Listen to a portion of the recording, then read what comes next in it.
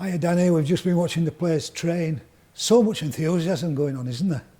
Yeah, there is. It's a great place to be at the minute. I think, obviously the boys that are playing first team at the minute are doing some really good stuff on the field, and then we're pretty much, at full strength in terms of fitness. Obviously, picked a couple up at the weekend, but we've got a lot of people coming back and a lot of competition. So every session out on the field now, we've got some great numbers out there and really challenging each other and putting some good performances on the training pitch as well.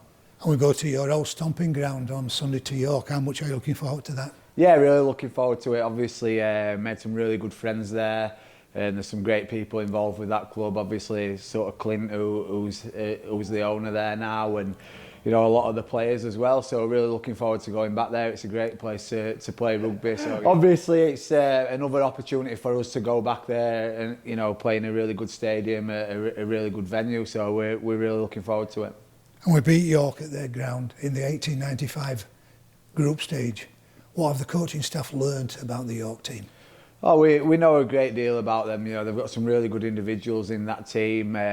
Obviously, they've sort of been in a similar sort of phase to us, really. They've picked up a few injuries coming through these early games, so their team's been very sort of changeable, really. So we're not sure exactly who we'll come up against, but we know that there's a great deal of depth and great deal of talent in that team. So it's probably a week where we really go into it focusing on ourselves again, really, as we have done over the last couple of weeks, and making sure that we really drive our own individual performance and performance as a team as well.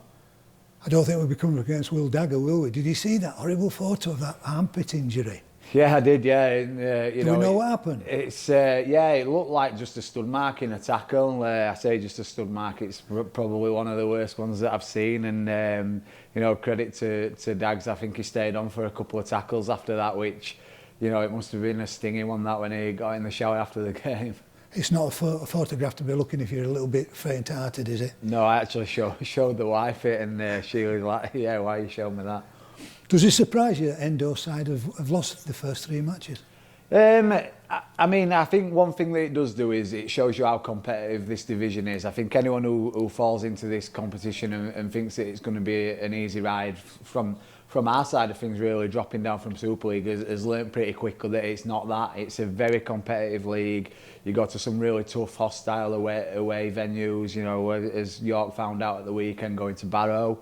And it just shows that you've got to be on every week. And I think obviously they've had a couple of their key men missing early parts of the season. They've had Myler out, Dagger's missed a few games, Liam Harris as well. So, I think their squad, as I said before, has been very sort of mix and match. And they've not really had that chance of getting that consistency. But I'm sure they'll sort of come good. And we've got to make sure that, as I said before, we perform at our best to make sure that we don't, give them a sort of stepping stone really to get their season going. Good victory at Doncaster on Sunday, but a couple of injuries. I'm thinking of Ollie Pratt with his shoulder and Liam Hood. Any updated news, didn't he? Yeah, Pratt picked up, I think, an AC injury to his shoulder just when he offloaded the ball to Lachlan for the try. Probably missed a few weeks with that, which is disappointing because he's been getting better each week as Pratty, really. And obviously Hoodie took a knock to the head, so as within the game now, there's a lot of care around that sort of thing. So he's just going through his concussion protocol, and will probably miss the game this week as well, which gives other people an opportunity to make their mark on the team. Other people, maybe Harvey Smith, are you referring to? Yeah, who's not let the side down, has he? He's not. Harvey's been great, and when he's played for the reserves and the academy as well as his couple of appearances with the first team, he's been very lively. He's electric out of dummy half, and he's worked really hard on his game in pre-season as well. So it'd be good to get him out there for another run for sure. And finally, Kirmond, everybody's mentioned how well the fans have supported. They're so good, aren't they?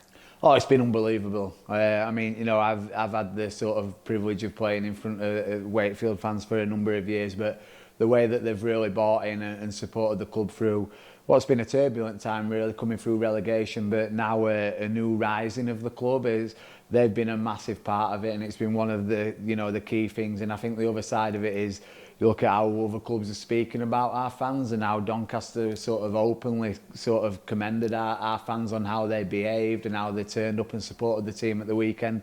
You don't see an awful lot of that from other clubs, sort of giving opposition fans plaudits like that. So I think that's a real credit to our fans, how they've not only bought in but also conducted themselves in supporting the team as well. And it's great to see, and it definitely doesn't go unnoticed by us as a coaching staff and by the players as well.